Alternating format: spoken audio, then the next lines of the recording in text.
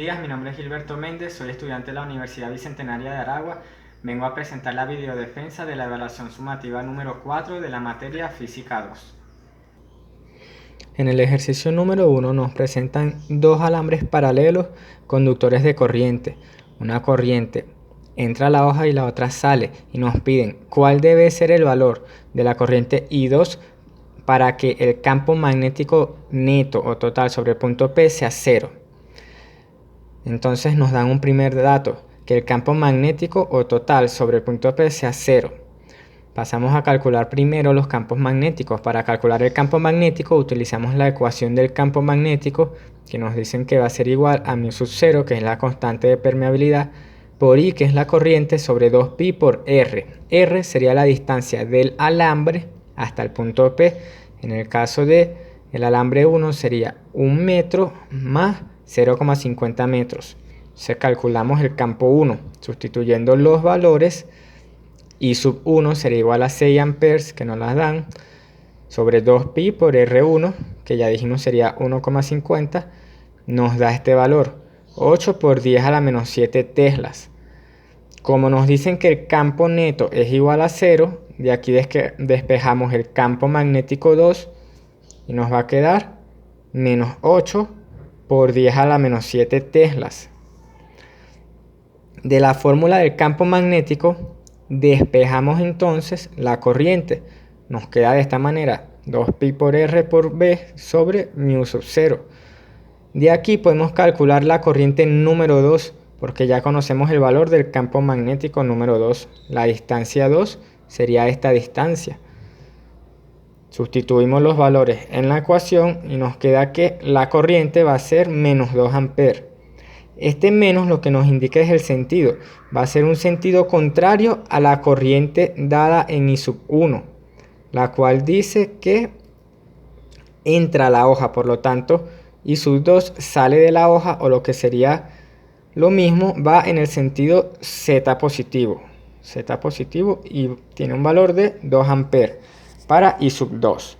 Eso sería el inciso A. En el inciso B nos piden calcular el campo neto o campo total que se ejerce sobre el punto Q. Como ya hemos visto la ecuación del campo magnético, campo total va a ser campo 1 más campo 2. Calculamos cada campo que ejerce sobre el punto Q, sustituyendo los valores en la fórmula, cada valor correspondiente. Vamos a tener para el campo 1 la constante por la corriente sobre 2pi por la distancia va a ser 2,4 por 10 a la menos 6 tesla.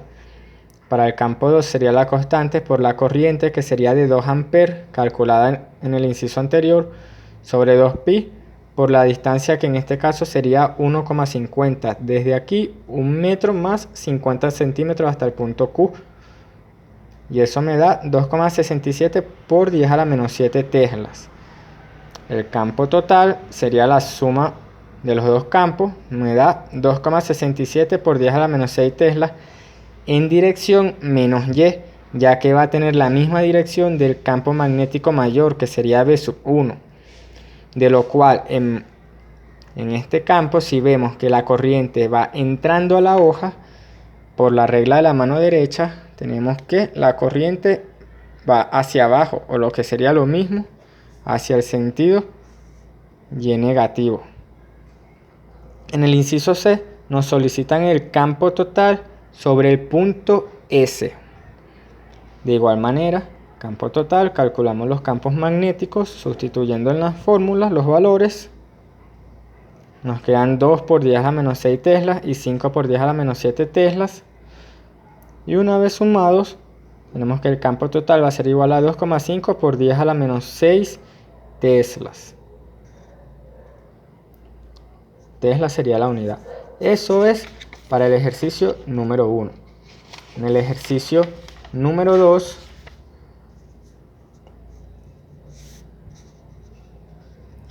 nos piden calcular campo magnético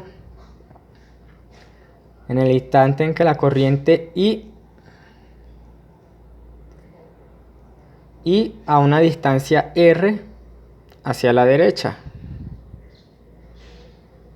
Tenemos este sistema un conductor y una espira. Por el conductor pasa una corriente I hacia arriba. Nos piden calcular el campo magnético. Entonces el campo magnético con la ecuación μ sub 0 por I sobre 2pi por R. Esa I va a ser esta I que nos están dando aquí de esta corriente. En ese instante va a tener ese valor y a una distancia R a la derecha. La dirección del campo magnético va a venir dada por menos Z. Menos Z sería como decir entrando a la hoja, dado que la corriente apunta hacia arriba con la regla de la mano derecha, entonces el campo entra a la hoja o sería en dirección Z negativo. En el inciso B nos piden calcular el flujo magnético a través de la espira, a través de la banda sombreada que está aquí. Entonces el flujo magnético viene dado por esta ecuación, donde si nosotros tomamos el campo magnético paralelo al vector de área, esto nos va a quedar de esta forma: campo magnético escalar por el diferencial de área. Pero ese diferencial de área, ¿cómo lo tomamos? Va a ser igual a L, que es esta longitud, por dr, que va a ser esta longitud, que es variable.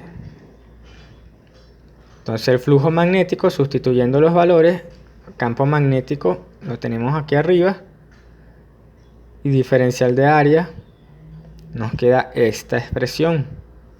En el inciso C nos pide calcular el flujo total sobre la espira. Entonces para el flujo total usamos la integral desde A hasta B. A sería desde este punto, esta distancia A, hasta este punto, esta distancia B, sobre la espira de el flujo magnético. Sustituyendo el flujo magnético, lo teníamos aquí, los valores, nos va a quedar esta expresión. Luego en el inciso D nos piden la FEN inducida. La FEN inducida viene dada por esta expresión menos el flujo magnético por el diferencial de tiempo. Sustituyendo el flujo magnético, en la FEN inducida lo que va a variar es la corriente, por lo tanto eso va a ser lo que va a tener el diferencial sobre el tiempo, lo demás va a ser constante. Y la FEN inducida va a tener un sentido antihorario, ya que eso es lo que nos indica este sentido negativo en la expresión, en la ecuación de Faraday. En el inciso E nos piden calcular la FEN inducida y nos dan una serie de valores. Esos valores los vamos a sustituir en la ecuación que ya teníamos. Entonces tenemos esta que es la constante por la longitud, que sería 0,240 sobre 2pi por el logaritmo neperiano de b, la distancia b, sobre la distancia a, por el diferencial de i sobre el diferencial de t, que nos están diciendo que vale 9,60, y nos va a quedar que esa FEN inducida vale menos 1,3319 por 10 a la menos 6. Para el ejercicio número 3 tenemos una varilla que se mueve en un campo magnético. El campo magnético sale de la hoja. Como se ve aquí, la varilla tiene un ángulo que forma con el eje X. En el inciso A nos dicen que se mueve con una velocidad que es paralela al eje X, va hacia la derecha, y nos piden la FEN. La FEN va a venir dada por la velocidad, por la longitud de la varilla, por el campo magnético, pero en este caso la velocidad no es perpendicular a la varilla, por lo tanto tiene un ángulo. Se va a tomar la componente de la velocidad que sea perpendicular a la varilla. Sería v por el coseno de este ángulo. Y este ángulo va a ser igual a 90 menos 37, sería 53 grados. Sustituimos los valores y esa FEN me va a dar igual a 2,55 voltios. Nos piden también el diferencial de potencial. El diferencial de potencial viene dado por campo magnético, longitud, velocidad. Sustituyendo los valores nos da 4,23 voltios. Este diferencial de potencial viene dado por el movimiento que hay de las cargas dentro de la varilla, las cuales nos dicen que si suponemos que estas cargas, hay unas cargas aquí positivas, se van a acumular hacia arriba, hacia el punto B de la varilla, lo cual también va a crear una acumulación de cargas en el punto contrario, a tal punto que después la fuerza magnética y la fuerza ejercida por el campo eléctrico van a alcanzar un equilibrio. Y la diferencia de potencial va a venir dada por esta ecuación con un potencial mayor para el punto B. Para el inciso B de este ejercicio, la velocidad nos dicen que es en el sentido y positivo. Calculando la FEN inducida, igual tomamos la componente perpendicular a la varilla. Entonces sustituimos los valores y nos va a dar esta FEN, 3,38 voltios. Y la diferencia de potencial va a ser la misma que la anterior. Si podemos observar, esta FEN, cuando la velocidad se mueve en dirección y positiva, es mayor a la FEN anterior. Luego nos dicen calcular la FEN con la velocidad en el eje Z positivo. Con la velocidad en el eje Z positivo, la FEN va a ser igual a 0, ya que el vector área va a ser perpendicular al vector campo magnético, lo cual va a hacer que en la fórmula esto sea B por L por el coseno de ese ángulo, que es 90, y el coseno de 90 sabemos que es 0, lo cual nos va a dar 0. Eso es para el ejercicio número 3. Para el ejercicio número 4 tenemos unas varillas en un cubo.